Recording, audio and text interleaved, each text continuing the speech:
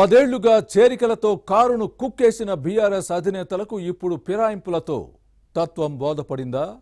Party ఎమ్మెల్యేలు, ఎమ్మెల్సీలు వరుసగా కారు దిగి కాంగ్రెస్ కండువాలు కప్పుకోవడంతో గతంలో చేసిన తప్పులు గుర్తుకొస్తున్నాయా?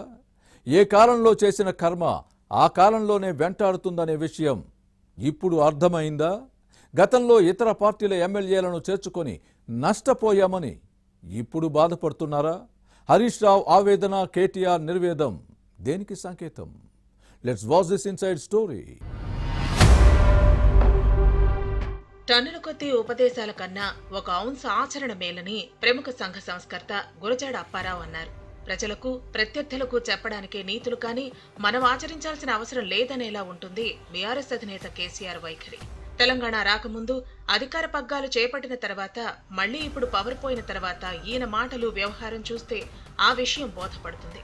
ఉద్యమ కాలంలో ప్రతి సభ, సమావేశంలో కేసీఆర్ శ్రీరంగ నీతులు చెప్పేవారు. ముఖ్యమంత్రి పీఠం ఎక్కిన తర్వాత అన్నింటినీ తుంగలో తొక్కారు. అధికారం ఉంది కదా అని అడ్డగోలుగా వ్యవహరించారు. నా మాటే శాసనం అన్నట్టుగా గతాన్ని సాకుగా చూపి రాజకీయాలను మరింత మలినం చేశారన్న అపవాదును మూటకట్టుకున్నారు. అందుకే ఇప్పుడు అధికార పార్టీని ప్రశ్నించలేని నిస్సహాయ స్థితిలో నిలబడ్డారు అనే చర్చ పొలిటికల్ సర్కిల్స్ లో సాగుతోంది. ఏ యుగంలో చేసిన తప్పులకు ఆ యుగంలోనే కర్మఫలం అనుభవించే రోజులు వచ్చాయని చెబుతూ ఉంటారు. బీఆర్ఎస్ అధినేత కేసీఆర్ విషయంలో మాత్రం అది నిజమేనన్న టాక్ నడుస్తోంది.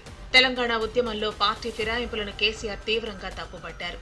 ఒక పార్టీలో గెలిచి ఇంకో పక్షంలో చేరే ఎమ్మెల్యేలను చీరి చింతకు కట్టాలని చుర్రుబుర్రులాడారు. కానీ అధికారంలోకి వచ్చిన తర్వాత తానే స్వయంగా ఫిరాయింపులను ప్రోత్సహించారు. కాంగ్రెస్, తెలుగుదేశం ఎమ్మెల్యేలను, ఎమ్మెల్సీలను చేర్చుకుని శాసనసభ మండలిలో ఆయా పార్టీల ఎల్పీలను బీఆర్ఎస్ లో విలీనం అనే దుష్ట సంప్రదాయాలకు తెరలేపారు.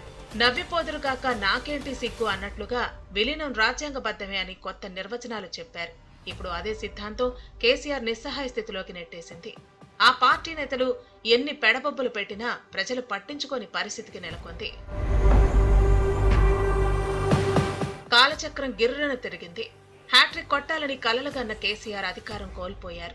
దేశాన్నేలుతా అని మహారాష్ట్రకు మార్ధాన్ చేసిన బీఆర్ఎస్ బాస్ మాకొద్దని తెలంగాణ ప్రజలు తిరస్కరించి ప్రతిపక్షంలో కూర్చోబెట్టారు. నీవు నేర్పిన విద్యయే కదా నీరజాక్ష అన్నట్లు రాష్ట్రంలో అధికారంలోకి వచ్చిన కాంగ్రెస్ ఆపరేషన్ ఆకర్షిస్తానని గులాబీ దళపతి మీదే ప్రయోగిస్తోంది. సీఎం రేవంత్ రెడ్డి కారు పార్టీని ఖాళీ చేసే దిశగా అడుగులు వేస్తూ దూకుడు పెంచారు.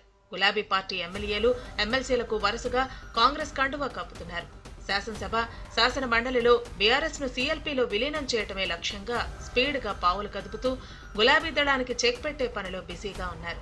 ఇప్పటికే కొందరు ఎమ్మెల్యేలు, ఎమ్మెల్సీలు కారు దిగి కాంగ్రెస్ కండువా కప్పుకున్నారు. మరికొందరు కూడా అదే బాటలో ఉన్నారు. దీంతో గులాబీ పార్టీ అధినేతల్లో గుబులు పెరుగుతోంది. అసలు పార్టీలో ఉండేది ఎవరో, పోయేదెవరో తెలియని కన్ఫ్యూజన్ నెలకొంది. కారు పార్టీలో నెలకొన్న సంక్షోభ పరిస్థితిని చూసి తలలు బాదుకుంటున్నారు బీఆర్ఎస్ అధినేతలు. 2018లో 88 మంది ఎమ్మెల్యేలను గెలుచుకుని అధికారం పీఠం ఎక్కిన తర్వాత కూడా ప్రతిపక్షం ఉండకూడదన్న దుర్బుద్ధితో నీతిమాలిన ఫిరాయింపులను కేసీఆర్ ప్రోత్సహించారు.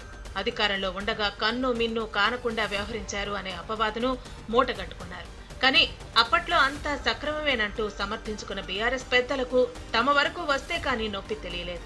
కారు గుర్తుపై గెలిచిన ఎమ్మెల్యేలను కాంగ్రెస్ లో చేర్చుకోవటం అనైతికం, అక్రమమని గగ్గోలు పెడుతున్నారు. పార్టీ ఫిరాయించిన ఎమ్మెల్యేలు, ఎమ్మెల్సీలను అనర్హులుగా ప్రకటించాలని కోరుతూ ఓవైపు స్పీకర్ కు ఫిర్యాదు చేస్తూ మరోవైపు హైకోర్టులో పిటిషన్లు వేస్తున్నారు. కాంగ్రెస్ ను ప్రజల్లో దోషిగా నిలబెట్టాలన్న గులాబీ పార్టీ పెద్దల బ్లేమ్ గేమ్ ప్రయత్నాలు ఫలించడం లేదు. పార్టీ ఫిరాయింపులు పీక్కు చేరిన దృశ్యాలు కళ్ల ముందు కనిపిస్తుండటంతో బీఆర్ఎస్ అధినాయకత్వం తట్టుకోలేకపోతోంది. దీనిపై గులాబీ నాయకత్వం ఎంత గగ్గోలు పెట్టినా ప్రజల నుంచి స్పందన కరువైంది. ఫిరాయింపులపై ఏం చెప్పినా తమకే రివర్స్ అవుతుండటంతో అధినేత కేసీఆర్ ఈ అంశంపై నోరెత్తటం మానేశారు. ఇక ఇన్నాళ్లకు పార్టీ వర్కింగ్ ప్రెసిడెంట్ కేటీఆర్ మాజీ మంత్రి హరీష్ రావుకు జ్ఞానోదయం అయినట్లు మాట్లాడుతున్నారు. అప్పుడు ఇతర పార్టీల ఎమ్మెల్యేలను చేర్చుకోవడంతోనే ఇప్పుడు నష్టం జరిగిందని హరీష్ రావు నిర్వేదం వ్యక్తం చేస్తున్నారు. తాము తప్పు చేశామని కేటీఆర్ సన్నాయి నొక్కులు నొక్కుతున్నారు. క్యాడర్ టు లీడర్ అంతా పక్కచూపులు చూస్తుండటంతో యువ నాయకత్వాన్ని ప్రోత్సహిస్తామంటూ కేసీఆర్ కొత్త రాగం అందుకున్నారు. దీంతో గులాబీ పార్టీ అధినాయకత్వానికి ఇప్పుడు తత్వం బోధపడినట్లయింది.